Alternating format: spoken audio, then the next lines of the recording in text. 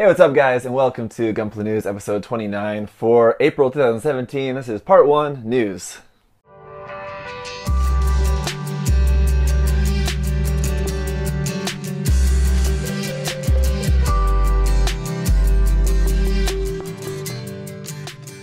Alright, so this month is going to be back to my usual routine of doing Gunpla News in 5 parts. So the first part is going to cover some news about Gundam and Gunpla related stuff.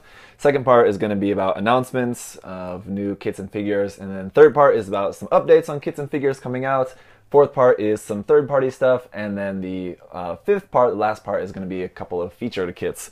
So let's get into the news. So again, if you want to watch the whole thing all in one go, you can wait till all the parts are uploaded. Then you can watch it all as a playlist, or watch whatever you want. Anyway, so the first thing is we had the announcement that a Mobile Suit Gundam Twilight Axis anime will be coming. So that was a manga that just came out like last year, but they're going to make an anime adaptation of that. Going to be coming out in June. According to the website, it's going to be streaming online and supposedly exclusively for Gundam Fan Club members. So I guess that means it's only going to be on the Gundam Fan Club site streaming there. I don't know where else it's going to be streaming or how you're going to be able to see that. And from the looks of things, it seems like that's going to be just a movie, not like an actual series or anything. But again, I haven't seen exactly any information about that. It was like just announced a week ago exactly, maybe something like that. So not too long ago, I guess a little bit more than a week. But it did show some cool things. Obviously, we have the Tristan Gundam is there, which is kind of really similar to the Alex. And then we have the Zaku 3, of course, which is basically kind of a mix of like the regular Zaku 3 and the Zaku 3 Kai.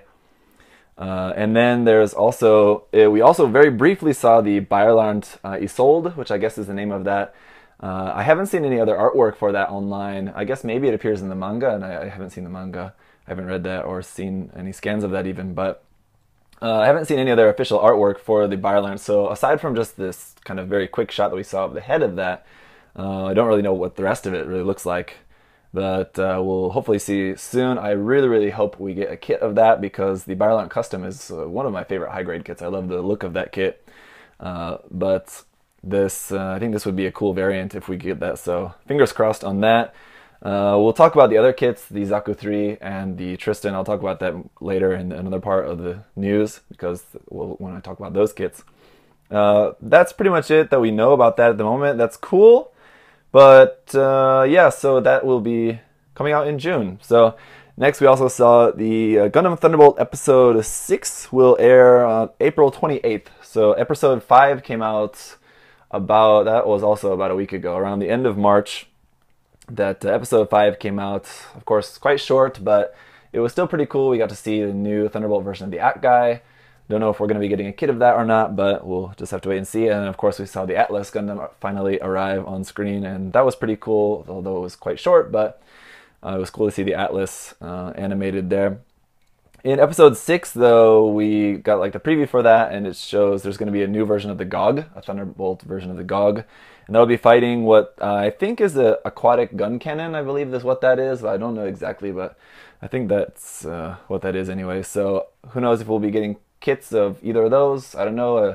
The GOG is definitely a very dated HGUC kit, so like a newer version, like a Thunderbolt version of the GOG, I think would be pretty cool. And this design definitely looks much more updated than the original one, which of course is from the original series, so it's quite dated design. But the aquatic GM looks, the aquatic gun cannon looks cool too, so it'd be nice to see that. I mean, I'm looking forward to next episode of that. Then some news about GBWC.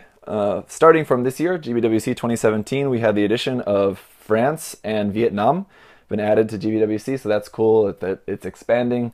That's good news for everyone.